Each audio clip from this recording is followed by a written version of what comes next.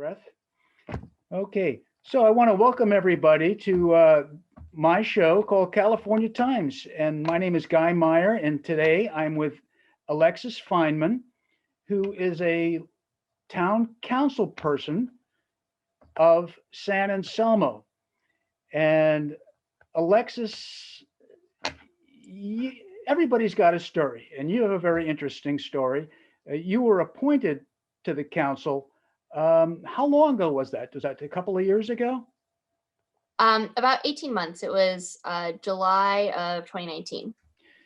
And you served initially because somebody had stepped down or resigned, or? Yep, exactly. They had moved out of the district, so. Okay, and after now you've been officially elected as of this past November. So you not only served on the council for, we said that was July, was that just 6 months or was that a year and a half? Year and a half. A year and a half.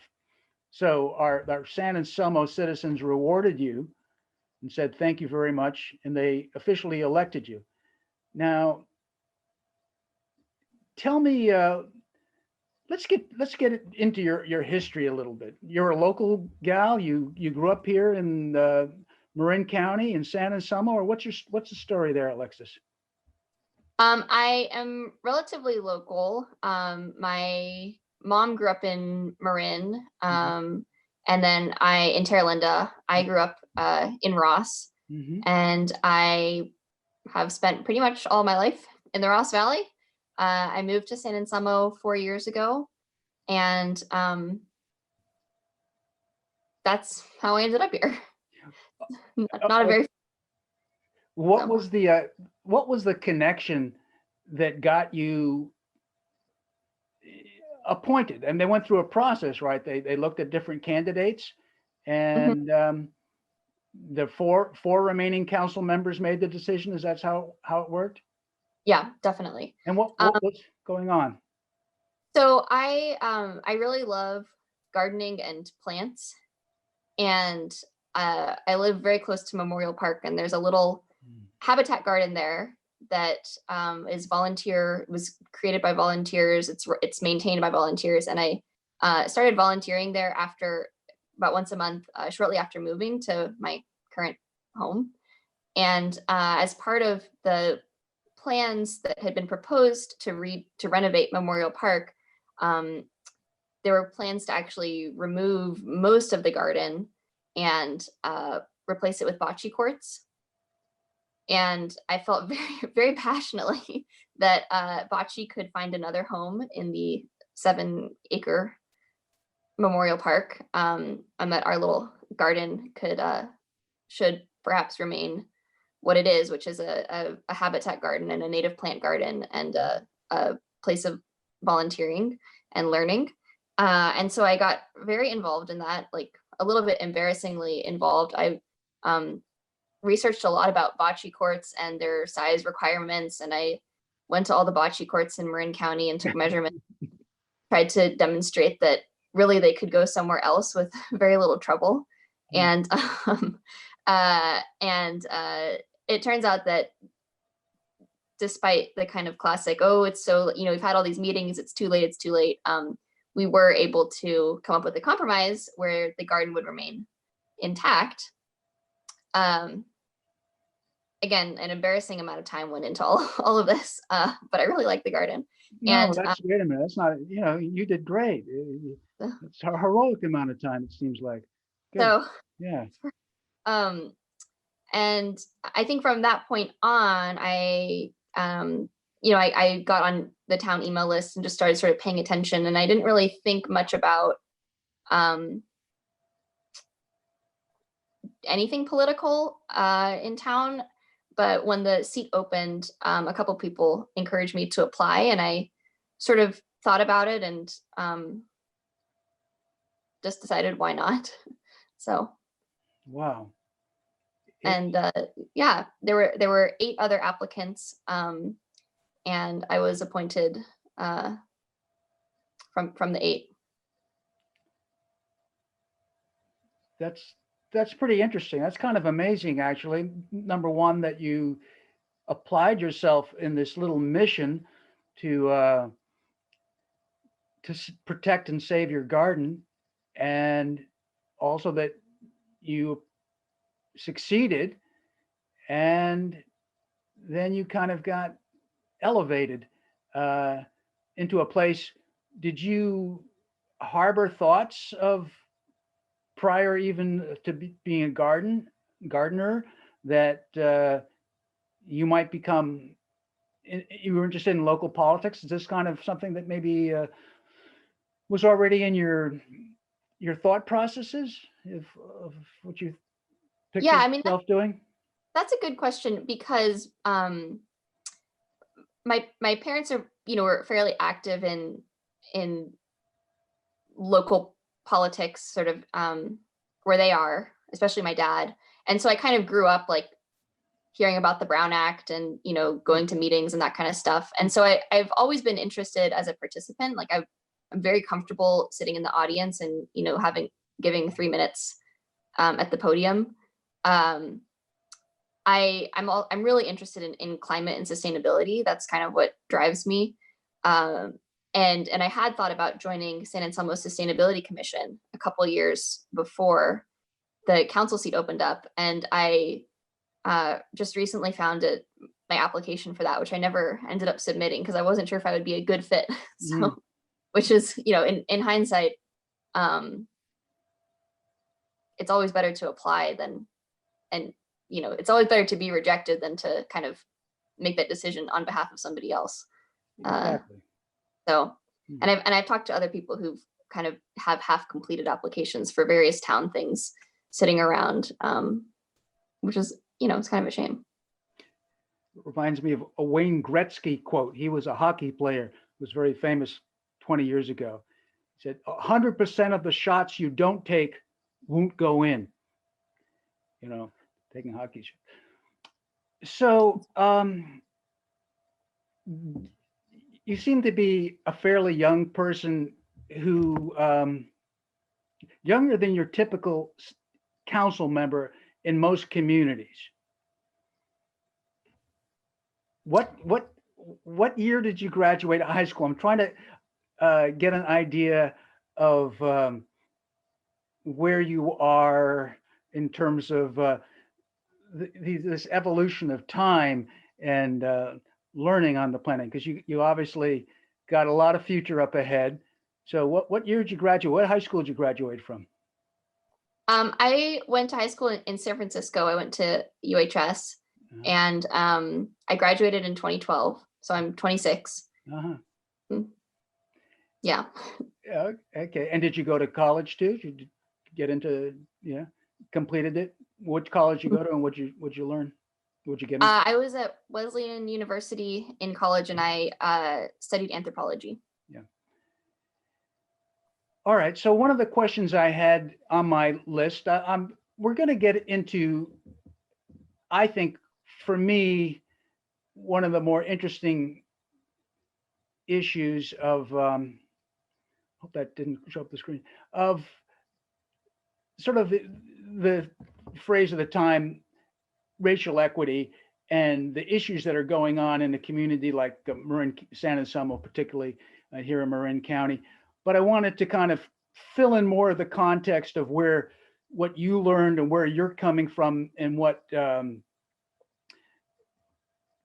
where your inspiration came from as a person. You mentioned that climate, and perhaps you might say like the planet's health in general, has like been a kind of a driver of your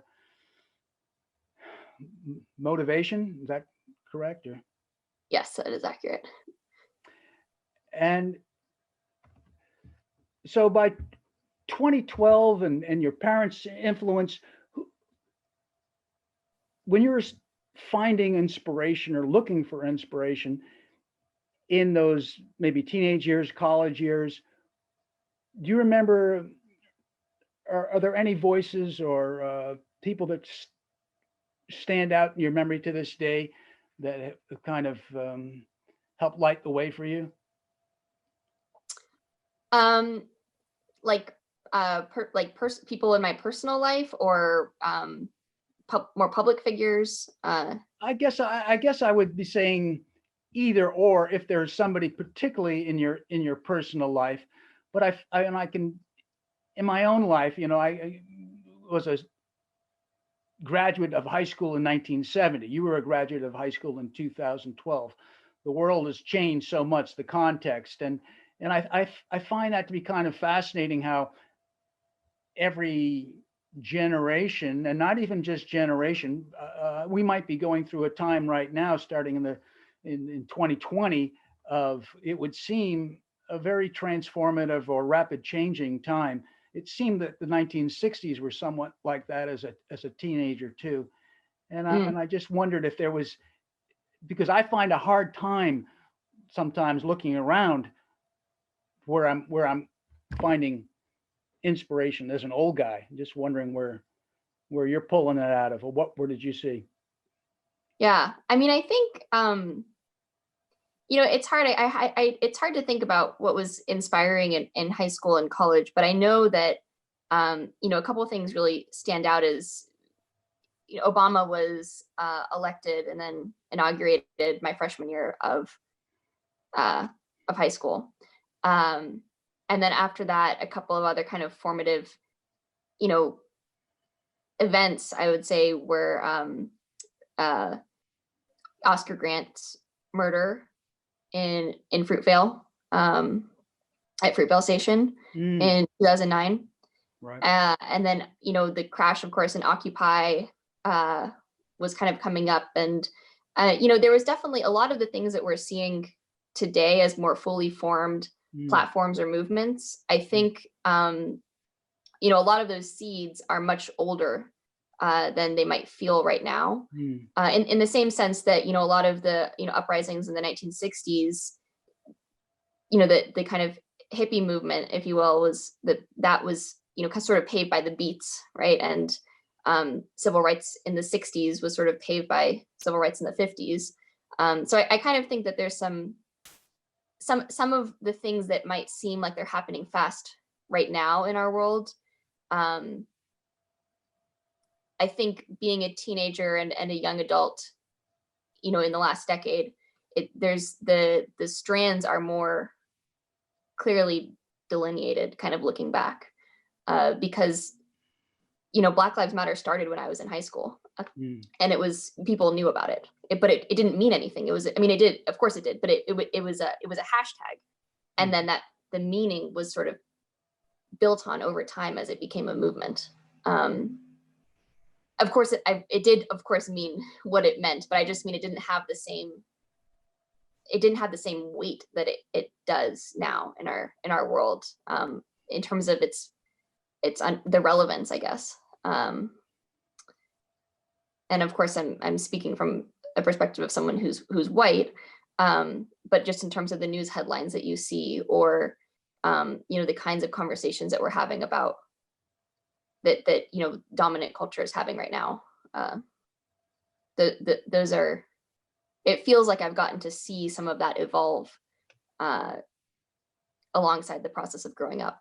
So, and I think social media is actually a really big piece of that, for better or worse. Right. Because a lot of younger people are very much used to being in basically in global conversation. And so the way that sort of movements and community is generated is pretty different, because it doesn't necessarily, I mean, it's kind of like distributed in a way, or decentralized. You think it's decentralized? It is interesting. It's certainly not centralized in terms of information as it was when I was young. But at that point in time, I think by the time I was starting to be curious and reading the papers daily and learning stuff, that you had to seek, you had to dig. There was alternative press. You would have to keep finding, the bigger story, sometimes by opening up layers of talk. And right now I feel like we are kind of, I think Obama himself was interviewed, a month or so ago by a woman, I don't remember her name, but he talked about how people are that the world of the Trump conservative people and the world of the quote progressive Obama people, they live in parallel universe. They don't live in the same universe, was the conversation he put it. And I find that it's true, and I'm wondering at what level have we let go of cutting across, where if we say, oh, they're living in they are living in a parallel universe, they are getting whatever their news is just all wrong. Both sides are saying that about each other. And do you find that you have some search to understand what a conservative perspective is? Because not everybody in San Anselmo is progressive. Sometimes people is what was is called progressive. I'll put it that way, because it's just a term. It's a definition. So you have conservative people in San Anselmo too. What do you what do you see? I think I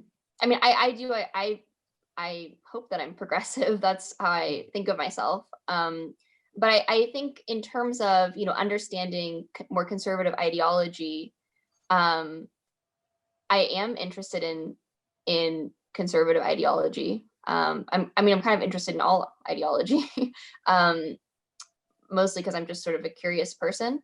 And I think what I've found is when there's difference, there's really kind of three categories of difference. One is, if you have a different view than somebody, you want different outcomes. Like I might actually want an outcome that is fundamentally different from somebody with a different ideology. That's one type of difference. Another type of difference is, having strategic differences. Like we want the same outcome, but we have very different ideas about how we should get there. Through like, strong centralized government versus, local authority. That's kind of like a strategy difference, right? And then three is relatedly, a different tolerance for unintended consequences or for certain types of risk. So I think it's important, in any sort of conflict or disagreement or difference, to kind of figure out like what type of difference is this? Do we want the same goal and we just have different ideas about how to get there? Or, are we actually looking, for fundamentally different outcomes here? I think when there's real clarity around a shared goal, there's actually really productive conversations that can happen. That hopefully result in sort of a, dialectical, stronger upon output sort of consensus. But I think what's happening or the way that I feel is, there's, for a lot of what we see with like the rise of the far right and sort of what that looks like on the ground, sometimes there's also a very different understanding of desired outcomes. Like, swastikas and Confederate flags are not, that's not the goal that I'm working towards. So that goes beyond a mere strategic difference, I think is what I'm trying to say. Yeah, I think that there's personally, I think that that shared goal element is being lost. And I think that there's a great opportunity for people to reconnect with a shared goal. And I think that for you seeing the Confederate flag or the swastika as that symbol, which does exist out there, of a fringe group, it doesn't necessarily speak to the millions of Americans who are simply kind of conservative and do really feel that there's almost an existential um, threat to America as we know it, with the quote progressive side. And I feel like it's really incumbent upon us to start understanding where that comes from, and that and to understand that maybe it's not emanating out of some kind of dark evil, but as opposed to um, a desire to protect what one believes is good. That includes like elements of what is the country, the ideas of a home and a picket fence and freedom, liberty. That this is not going to be trampled, or it's and maybe even American culture itself, though it's sort of everything is sort of wobbly. We're kind of on the brink of going in so many different directions at once with the planet. Um, I guess I'm speaking for the conservative red state people, because I feel like I've kind of have grown to appreciate the perspective of where that's coming from. And I don't believe it's a racist perspective, and I don't believe it's a perspective that is in any ways blocking healing the planet if it was seen in its correct way. But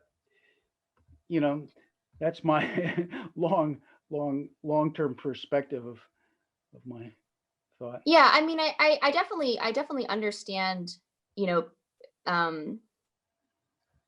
pieces of what you're saying and agree. I mean, I think that there are people who view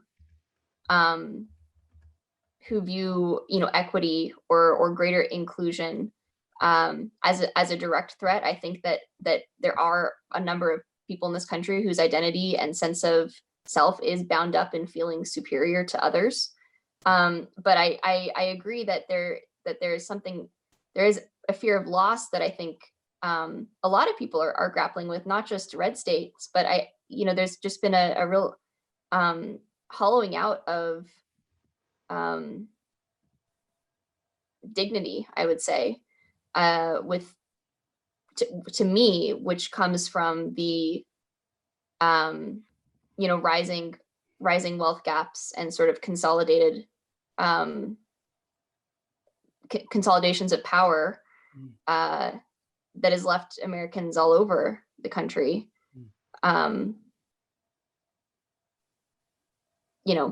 struggling. And I think it's a question of, I think a big difference is, who do we blame for that? Do you blame regulations for that, for what's happened? Do you blame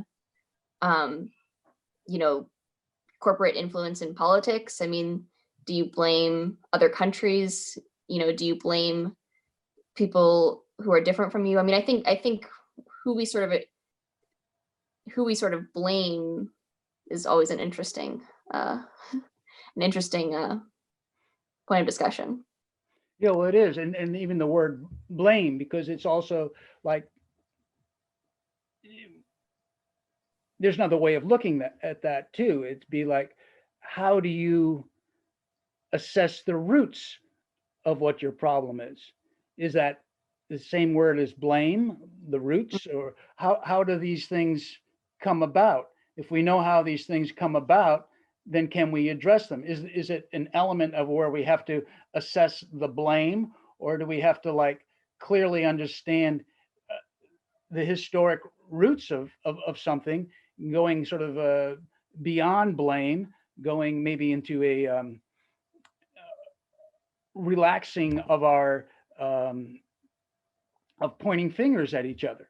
So the blame itself is that we're not in a state of blaming each other. We're in a state of saying, maybe we are in a planetary crisis.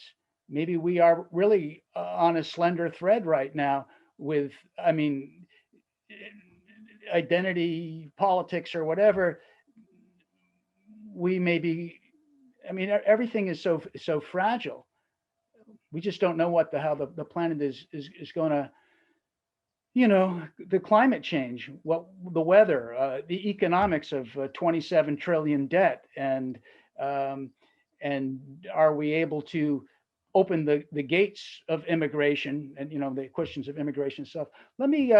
I sent you a little quote, which was actually I thought it had an interesting element to anybody who is a member of government, and like it's a question about the government, and this is from an organization called the Pacific Legal Foundation that I just I don't know how I came across them, and apparently they tend to be a bit of a libertarian leading group that pursues individual rights, I guess, all over the country. And it was about, and this is an issue about the constitutionality of the COVID shutdowns and how we're all kind of like we're moving along with it. We're recognizing, in some people less than others, some people more than others, the nature of the threat, trying to understand what levels of liberty we're willing to surrender, what we think maybe should evolve back to the people. So let me just read this here, and I'll get to it. It's just a paragraph. They say, finally, are the shutdown orders constitutional? Question mark. The simple answer is that courts will likely uphold them in the current climate of extreme uncertainty, reluctant to second guess executive officials acting to stem an emergency. They postulate the next question. But should courts rule that way? The government's job is to protect our rights. Now, that's that one sentence that struck me, and we're going to go back to that one sentence because it's like, whoa, really? The government's job is to protect our rights. As time goes on, whether the orders are constitutional should turn on whether the government is able to show that its actions are actually protecting people rather than merely controlling them. And I sent this to you, so maybe you got to look at this in advance. But that is an interesting laying it out in that way. The government's job is to protect our rights. How do you see that? What does that make you think or feel when you see that, knowing that you're part of government now to protect our rights? Do you feel that's yeah? I mean, part of it? I have a couple thoughts on that, and I'm certainly don't have much of a background in constitutional law. So I'm really, this is just coming from me personally, but the first thing I'll say is whenever we talk about rights, it's like the other side of that coin is responsibility. And the kind of essence of the social contract is that we sort of forego some of our freedoms to for a kind of greater shared good, or sort of maybe the hope of more freedom down the road. Like the reason that I stop at a stop sign, even if there's no cops, is because I don't want to run someone over, not because I want to stop. I'd rather just keep going. But I sort of accept that as a reasonable check on my right to just keep going. So I always try and think more in terms of responsibility than in terms of rights, just personally. And I also try to never ask that of anyone what I would not feel comfortable doing myself. So I think that's part of the problem we're seeing, like with people eating at the French Laundry. That's hard to see. I mean, it's kind of infuriating to see news at the French Laundry. And it's irresponsible, even if everyone had just had a clean COVID test and it was actually safe. I mean, it just feels wrong to see that. So protecting rights, yeah. But I think the kind of deeper question there is, what do you do when rights when there's tension between rights? My right to do whatever I want and somebody else's right to do whatever they want might come into conflict, and how do you mediate that?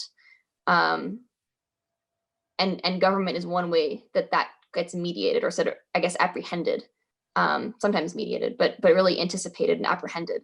And then the other piece of that is, I just lost my train of thought, so give me a sec to kind of think about that. Rights. And I was just glancing off to the side, so I forgot to. Wasn't holding on to it. I'm sorry. What you were saying there. Oh, let me. I had something about rights that I wanted to say. Rights in conflict. Oh, right. And there's also a tension, not just between competing rights like mine and yours, but between what we could call short-term rights and sort of long-term rights. So, my short-term right or short-term interest might be to walk around without a mask. But my long-term interest is to keep my friends and family safe and to keep myself safe, or to keep strangers safe. I mean, why discriminate? To keep everyone safe. So I think that, we're all used to having checks on our rights all the time. And I think that what government tries to do through the democratic process is to kind of figure out where the sweet spot is when there are conflicting desires or conflicting tensions between interests of different people or different groups of people, and between short and long-term interests. And then I think, hopefully through the democratic process, if it's functioning as it should, people are participating and sort of saying, here are the types of trade-offs that I make, that I want my representative to make. And so I'm going to, vote for this person over this person. So yeah, I don't know. Does that kind of make sense? Well, yeah, and it does. And I think that you're right. The sweet spot is what we're looking for. I can visualize sometimes left versus right as being at what point is you have the individual, just for me. You can have the collective, just do everything for the collective. Government tries to give you that sweet spot. I do think that the notion of liberty is sort of it's becoming less and less. It's almost becoming a word that was like personal responsibility. Which, if I say personal responsibility to some people, they'll raise an eyebrows and think, you're that's just a Republican kind of, hiding behind some shield. With this notion that the government's job is to protect our rights. It's very interesting. I mean, I feel like we do have to, as a government, honor liberty, because that's when it comes out of themselves that they're making the right decisions. Like the more we lean toward a world where we feel we can't trust people and therefore we have to make them do the right decisions, I feel like we kind of moving in the wrong direction, creating, it's almost like against the flow of nature, that positive things come out of people feeling that natural sense of the pleasure of doing the right thing, and that they're connected and they're not being looked upon as you're part of that bad group of people, but no, you're being entrusted with certain rights. So let's get back into, and I'm running out of time, and I always do that. I always enjoy so much of the preparatory talks that I don't get to the meat and potatoes of the thing. But so I'm kind of I don't really understand exactly what's going on with racial equity right now, just exactly with my town. Is there something going on? Is there something that is coming down from Sacramento? Is it something coming out of anywhere? Is it just something that lives in the air right now of quote racial equity? Is there something going on that I don't know? Because I know there's a committee for racial equity in San Anselmo, and I filled out an application to join, and I never got a reply from anybody.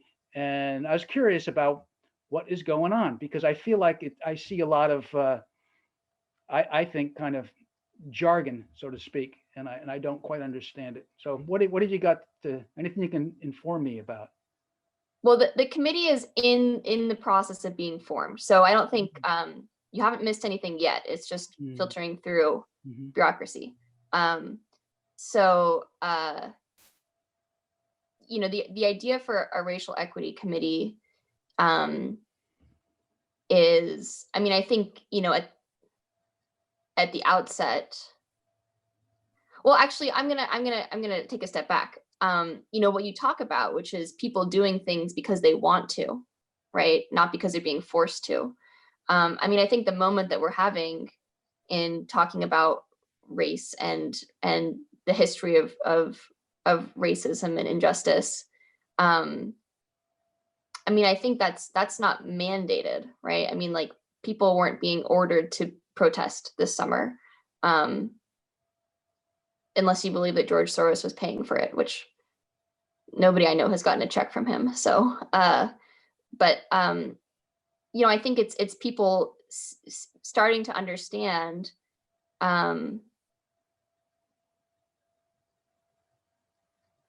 Some people starting to understand, maybe for the first time, you know, like why a place like Marin looks how it looks, or, you know, how it came to be, or how policing is very different depending on what you look like, essentially, how your experience might be very different depending on, you know, these completely arbitrary and external factors, or they should be arbitrary and external. So as far as the committee, you know, committees are a great way in San Anselmo, where we have limited staff, to bring together community members who are interested in shared ideas, shared work, bringing them together to actually, you know, talk about, what does this mean for San Anselmo? You know, do we have the same kinds of problems with policing that, you know, there are in Minneapolis, or are our problems different? Or how, you know, what does racial inequity look at the local and the sort of granular level? And different people have different ideas about that. You know, there's certainly, again, differences in strategy, as I kind of talked about. But I think a committee is one way for dialogue to start happening. And my sort of sense is, you know, order emerges from chaos. So you have a group of people who don't know each other, but they're kind of committed to thinking about what racism and race means in San Anselmo, and injustice and inequity. And then you start talking and thinking and researching, and maybe there are some really interesting ideas or collaborations or policy suggestions or educational resources that come out of it, or all of the above. So I think, you know, for me, that's, you know, racial equity is not new. Like, it's not something that just kind of started floating around this summer. But there's, you know, obviously some sort of breakthrough in terms of the mobilization and interest and kind of reckoning, you know, triggered by the very well documented police brutality. I don't know what causes that kind of tipping point, if you will, but it happened, and now we're trying to make sense of it here. Tell me how you would define racial equity, because it's a term that overall, and we could also go into like Black Lives Matter, it's a term that has achieved some kind of social, I don't say dominance, but it's used in language all the time, and I'm not 100% sure what I'm hearing. What does racial equity equal a something that exists off in the future? Is it a standard of nature? What is racial equity? I mean, I think it's going to mean different things to different people, and I don't really feel like I'm necessarily the authority because I Yeah. haven't experienced injustice on the basis of my race. Quite the opposite. So, I think that part of what racial equity means is for people who are in positions um, of power or privilege uh, to actually take a step back um, and listen and learn, what some of these terms mean. So, it might be interesting to have a conversation with, um, members of the Latinx community or of, Sorry, which community? sorry, I didn't hear that. Which community? the Latinx community, our Latino, Latina, and Latinx community. yeah. Another new term I'm just getting used to. It might be interesting to hear what this means to different people. I think in general, for me, when I think of equity, I think of dignity, and I think a lot of injustice that we see locally has to do with maybe trying to carve out who gets, who we think of as having dignity or not. Because honestly, charity can be insidious. Charity? In a sense. I mean, there's certainly a place for it, but I think something we need to be careful of in San Anselmo and beyond is not taking on, if you're white, not viewing equity work as, kind of a good deed that you're doing, but it's more about how do we understand the moment we're in and respond to the needs as defined by people who have been the most impacted by racial injustice. I guess that's what equity means to me. I don't think it hasn't achieved a governmental definition or that you're going to get it's a concept, right? It's basically what it is. And if a human being, I mean, what we all want is a world of opportunity and health and liberty and equal to all, equal under the law, correct? And maybe not, not to be dealing with anybody's, if humanly possible, fear or hatred being projected on one for whatever reason. Yeah. Yeah. Well, and I think, I mean, I would hope that the sort of overt, fear or hatred that on the basis of race is maybe not as prevalent in San Anselmo as in other places, although I think it is. I mean, I just from talking with people, I mean, I know that there are hateful things that happen here, but I think it's a question of, sort of there's a little bit of, I think, maybe resource hoarding or sort of there's maybe an entitlement in some of the way that we think about what does a typical San Anselman look like, or the way that we sort of generalize our town that is all right. We've done really well, Alexis, and I think we're kind of getting to the point of wrapping it up. I wanted to, I'm having my moment of losing track of how I was about to wrap it up. I sometimes I feel like we're in this search for something that this healing, this power of love, this demonstration of what was soul power, of what was the civil rights movement of the 60s, to me has never stopped, and it will never stop. And it's a spiritual power. It's a power of love. It's an amazing power. Everybody can get on board that. I think that we're getting distracted from climate, our whole system. Like in San Anselmo, we think, oh, we're in this elitist system. What can we do for, we've only have people of tend to be of one color.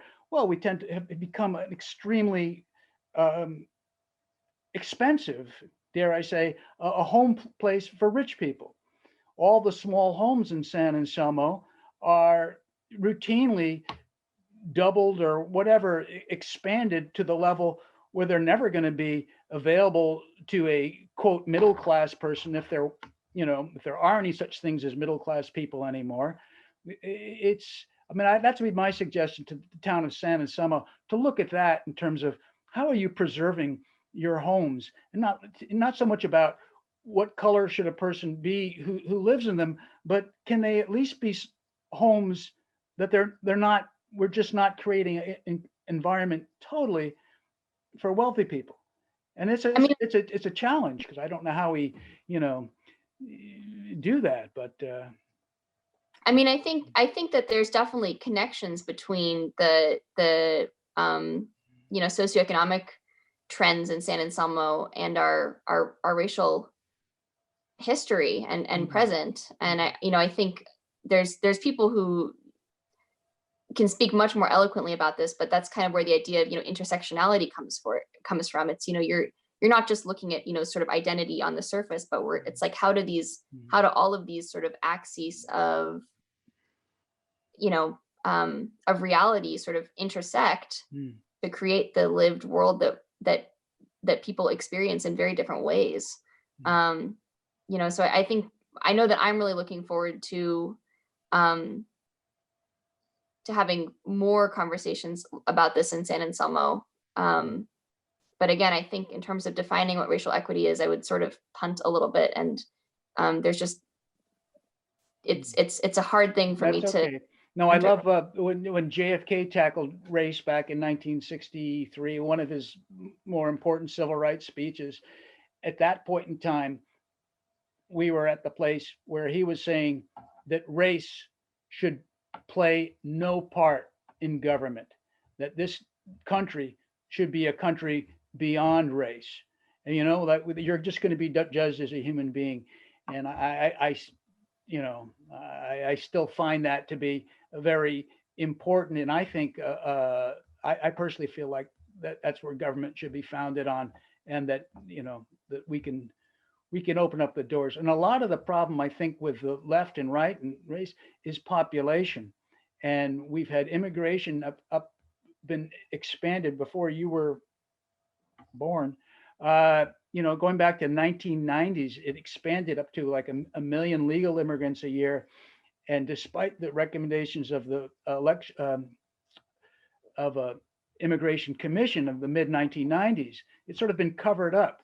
The economic ramifications of taking in 70 million new Americans in 25 or 26 years is just I don't think my progressive community understands what that has done to expanding the strength of the corporate control and diminishing the middle class. Anyways, I'm going on now. I mean, I disagree with you. I think maybe in some pretty fundamental ways about immigration and its roots and its kind of overall significance in the past 3 decades. But that's maybe a conversation for another day because we are out of time.